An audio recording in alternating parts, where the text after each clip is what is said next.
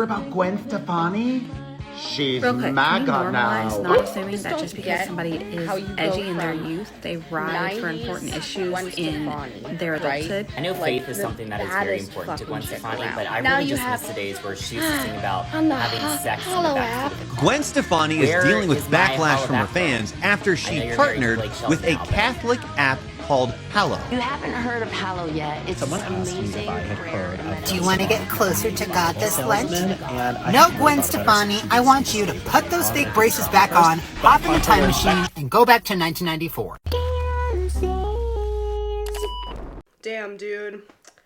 Sometimes this shit really is bananas. So, as the title suggests, today we're talking about one Miss Gwen Stefani for my somewhat popular series, How the Internet Fell Out of Love, TM. Now, if you've been here before, you know how this series goes. Before we talk about why a celebrity is in a particular controversy, why people are falling out of love with them online, quote unquote, we have to talk about why they were so beloved in the first place. And the thing about Gwen Stefani is, for somebody in my generation, I'm 27, I just feel like she's just one of those people who has just like always been famous, always been like a mega star, a household name, even if, you know, she doesn't kind of have like this like modern crossover, you know, Gen Z fan base, right? Sort of like J-Lo. But like, in order for somebody to get that famous, they had to have done something to like stand out at some point, unless you have, you know, Nepo baby parents. At the time of recording this specific clip, I don't know if Gwen Stefani has Nepo baby parents. Let me go figure that out. She does not have rich parents. She was just a young, hot white woman fronting a band in the 90s.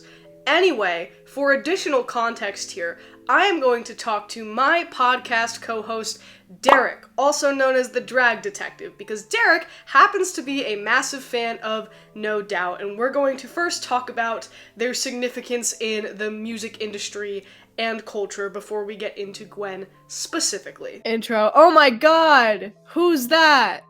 I know that guy. Hello, I'm here.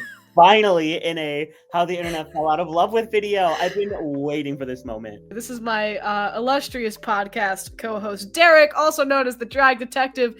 We host a show about RuPaul's Drag Race, but today we are not talking about RuPaul's Drag Race. No, we're talking about something much more depressing. Derek has mentioned in passing to me that he is a No Doubt stan. And that immediately came to mind when I was looking for somebody to talk to about, like, Gwen Stefani's career within context. So, Derek, tell me a little bit about how you got into No Doubt. Tell me what you like about him. Tell me what you think is significant about No Doubt. So, I was raised on No Doubt. My parents, you know, like, in the 90s, they were bumping Tragic Kingdom. Once Rocksteady came out in the 2000s, they were bumping Rocksteady. And, like, those are two albums that are imprinted on my brain. Like, every single song on those albums raised me.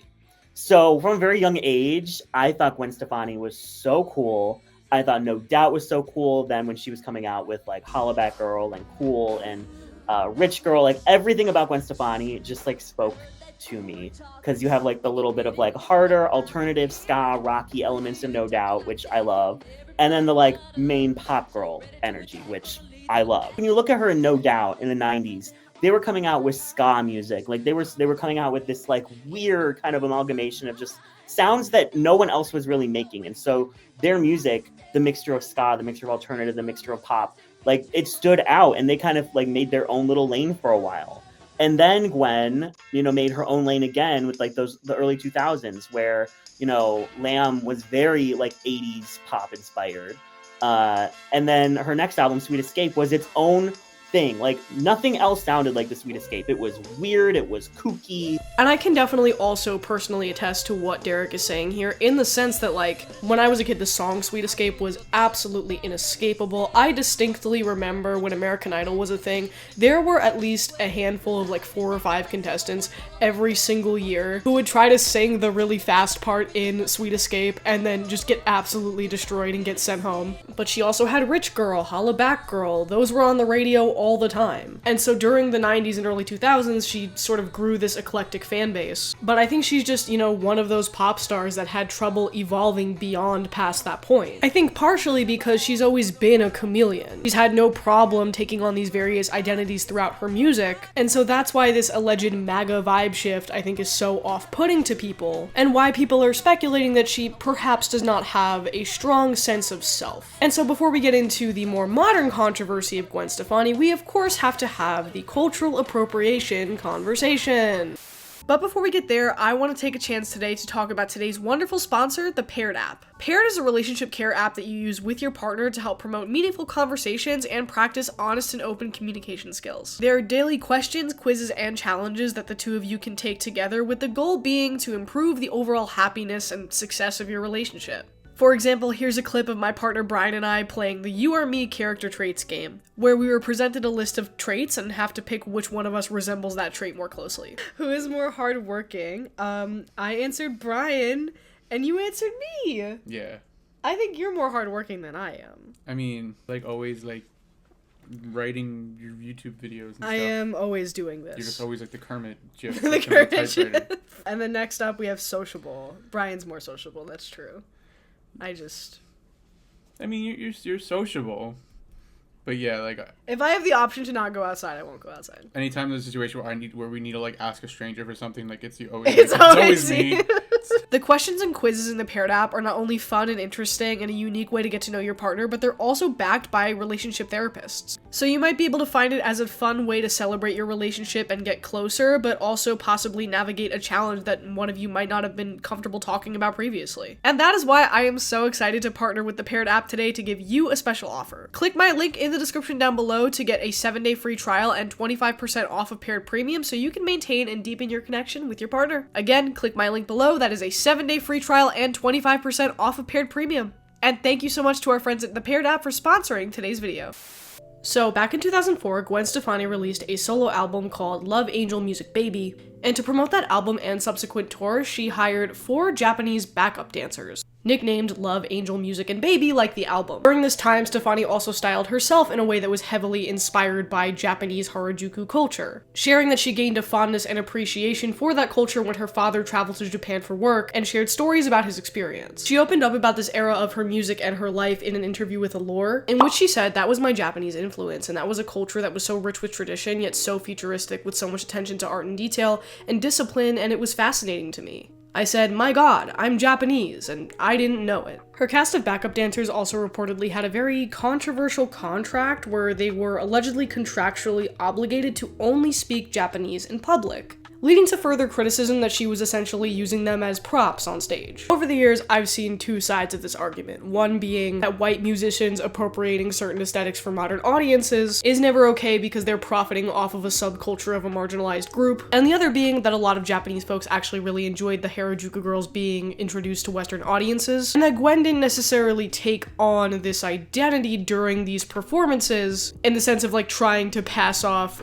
Japanese Harajuku culture as her own thing that she came up with, but rather very heavily referencing it and loudly naming the subculture as her inspiration. No matter which way you feel about it, this proves two things to me. One, Gwen is very much a product of her time and does not feel the need to apologize for anything, even if other people tell her that it's offensive. And two, taking on different personas based on who she is heavily influenced with or inspired by around that time is not uncommon ground for her. Which brings us to the modern day Gwen Stefani era, throwing around her legacy name as means to join a reality show. Gwen joined the hit reality TV singing competition The Voice back in season 7, and she eventually started dating her co-star on that show, country singer Blake Shelton, who was also a coach. The two got married, and since then they've been making music together quite a bit, with Gwen attempting more of a country influence that wasn't all that well received. Gwen Stefani, I feel like it's her and Pink, I feel are the big examples of older pop stars who have made incredible music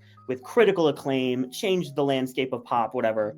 But as they age, the music just tends to get worse and worse. And Gwen Stefani, within the last probably, 10 years, the music has just gotten worse and worse and worse. Her last album, I think This Is What the Truth Feels Like, was good. And then she tried doing a comeback a couple years later. The songs just weren't great. And I felt like the longer she was with Blake Shelton, the more she lost touch with like what was cool. Like, she's living on a ranch, you know, her husband is this country star. And I think that when she tried to do pop music again, it just did not hit and it was cringe. So she went in this like country direction, obviously. But like, if you listen to her new album, Bouquet, there is nothing, and I mean nothing special about it at all. The lyrics aren't that great. The music sounds like any other country pop song. Her vocals are not as strong as they used to be. And so I do feel like some of these aging pop stars, like, yes, they have to keep reinventing themselves to keep up, you know, and have people like be talking about them. But I do think there is something to be said that like you might lose touch with what people actually want to hear. Now, older pop stars misfiring in their newer projects and failing to get with the time and being deemed cringe by the Zoomers is not exactly grounds to call TMZ. However, the reason why we're talking about Gwen Stefani specifically today has less to do with her music and current, you know, artistic image, and more so with what she's been posting on social media recently. Take a look at this advertisement that she did for a prayer app called Hallow. Are you looking to grow closer to God this Lent? I'd love to invite you to join me in praying every day leading up to Easter on the Hallow app. I love this app and I use it every day. For Lent, they're doing this incredible 40-day prayer challenge. You'll join millions of Christians around the world, including the incredible Mark Wahlberg, Jonathan Roumie, Father Mike Schmitz, and so many more in meditating on Jesus' way to the cross. It's going to be the most transformative Lent of our lives. Download Hallow and join me in prayer this Lent. God bless. Now, I've seen a lot of, you know, complications over what this controversy actually is, because people have been interpreting it as, you know, Gwen Stefani being hated on for being a Christian or a Catholic. I'm a Catholic, technically. I was raised Catholic. I've done most of the sacraments besides the getting married one and the one where you like become a priest or whatever. I don't think anyone would ever be offended by my Catholicism. Am I a fan of the Catholic Church? Not necessarily. I don't know Gwen Stefani's views on the Catholic Church. Have I seen Conclave? Yeah. Has Gwen Stefani seen Conclave?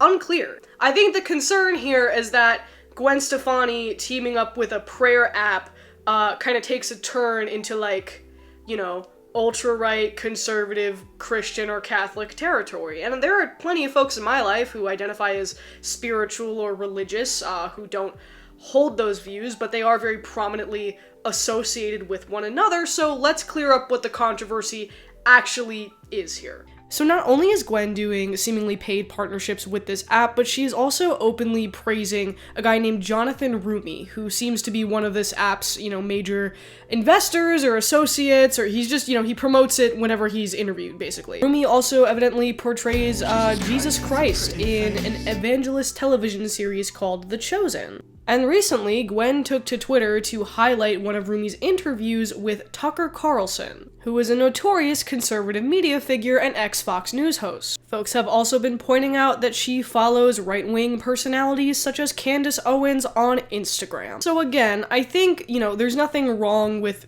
being Catholic or Christian and supporting a prayer app or whatever. I think they're just using additional context clues that may signify a shift in Gwen Stefani's values, especially in comparison to her more punk roots in her No Doubt days. I've talked about this a little bit before in other How the Internet Fell Out of Love videos where we talk about celebrities' politics specifically, but right now, it doesn't always necessarily benefit celebrities to speak up about where they stand, because American politics are super polarizing right now, and celebrities don't want to be in a position where they're actively alienating portions of their fan base. Do we think that Blake Shelton likes gay people?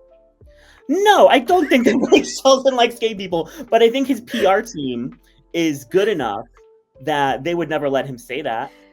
Do I think Blake Shelton voted for Donald Trump? Yes, twice. 3 times. 3 times. Not three times. Like, Shelton has never come out and said, I voted for Trump or I'm going to vote for Trump, but a couple years ago, he said some vague bullshit about how whether you love him or you hate him, you gotta just respect the fact that he says what he thinks. Gwen Stefani is never going to come out and be like, I support Donald Trump and I voted for Donald Trump. But these days, it's just as much about what you don't say as it is about what you do say, and so if Gwen's alleged political views don't bother you and you still enjoy her music, that's up to you. That's on you. Values are subjective at the end of the day. But one, this keeps happening, and I feel like in this day and age, it's worth doing some bare minimum cultural analysis about why it keeps happening. And two, if there are, Gwen Stefani fans who, were really riding with her during her punk days and her early 2000s pop days, and they're, feminists, and they're part of the LGBTQ community, and they were under the assumption that she was rocking with them because at one point she probably was, and that was the more outwardly profitable and marketable thing to be doing, why are they not allowed to be disappointed or express their disappointment? I just don't think there's any problem with being a little bit empathetic about that, because we have, pushed our culture so far toward idolization and consumption to the point where for some people it's all they have. In terms of like the celebrity MAGA turn, you know what I mean, that we've been seeing a lot. We most recently focused on it with like Kim Kardashian and whatever. Like there's no doubt that it's happening and people are really interested in that specific phenomenon and what causes those turns, right? And I am as well. That's kind of like a running theme in this series in recent months as like conservative culture becomes the dominant culture, or rather like in some spaces the alternative counterculture, I guess. But then there's this other kind of like part that I always have to address in these videos where it's like, and I say this all the time, it's a personal choice, separating the art from the artist. Do you care if an artist does a hard right MAGA turn? Do you care if they have conservative views?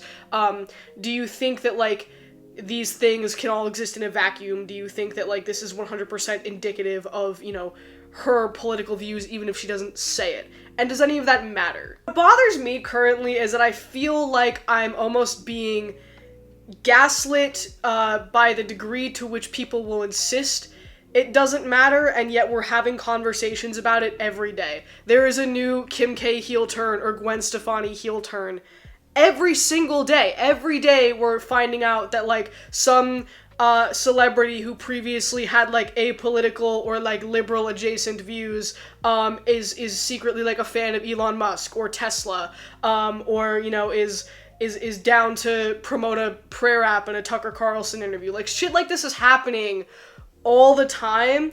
And so for people to repeatedly insist that it doesn't matter, and then like it's always like this big shock when something like this happens, like it's very incompatible to me, and I don't really know how to like grapple with that, because does it matter or does it not matter? I'm getting to the point where like I look at what's going on in the world, right, and I don't know how you stay apolitical. You know what I'm saying? And like I don't know how you look at like what's going on in the conservative counterculture and how that ties into pop culture. And I don't get how you can't like link those two things in your brain. Also, like, why is it okay for right-wingers to melt down every time there's like a gay character in a Disney movie for 2 seconds, and talk about how they're boycotting that and whatever, and also, like, Trump is out here talking about how boycotting Tesla, he's gonna make that illegal or something. And then the moment that, like, a left-wing person, or, like, a general nebulous left-wing online fan base is like, wow, I'm disappointed in, the views of this singer who I thought was, like, an advocate for my community, something that, like, we kind of need right now because of the way that internet and online culture is. Like, I'm disappointed by that. I'm not going to support this person anymore. Why is that, like, unacceptable? Why can't that just be, like, a person being like, this person doesn't align with my values anymore, regardless of whether or not it's just that they're Catholic or they're conservative, and whether or not that's the same thing. Why do we have to be all up in each other's business about those kinds of personal decisions, especially if we claim that they're as insignificant culturally as we say they are. I highlighted what I'm getting at here a bit in my last video, well, my last How the Internet video, where I talked about Kim Kardashian, and I did a whole bit where, you know, I gave a quote-unquote special cookie to the audience watching who claims that they've never fallen victim to idolizing a celebrity and that they couldn't care less about Kim Kardashian and never have, and that they saw her hard right turn coming from thousands of miles away. And people got pissed at me for that. I clearly hit a nerve there, and something tells me that with each celebrity hard right MAGA turn or conservative leaning reveal, I'm gonna just keep hitting that nerve perpetually. Because you are not owed points for your apathy, and you are not going to be praised for being more wary of false gods than other people in your community. You are not going to be given the last chopper out of Nam for rightfully pointing out that these celebrities don't care about us and never have. In fact, I find this level of apathy rather concerning, because sure, you don't care about celebrity culture or people boycotting Gwen Stefani's perfumes or getting tattoos of her removed. But beyond that, what I see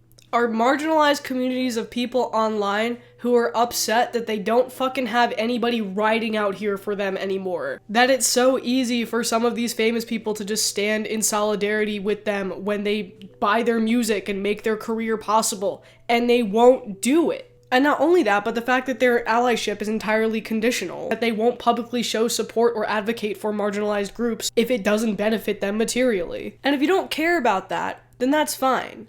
But then let me ask the question, what do you care about? Thanks again to Paired for sponsoring today's video. Reminder again to check out their offer in the description down below.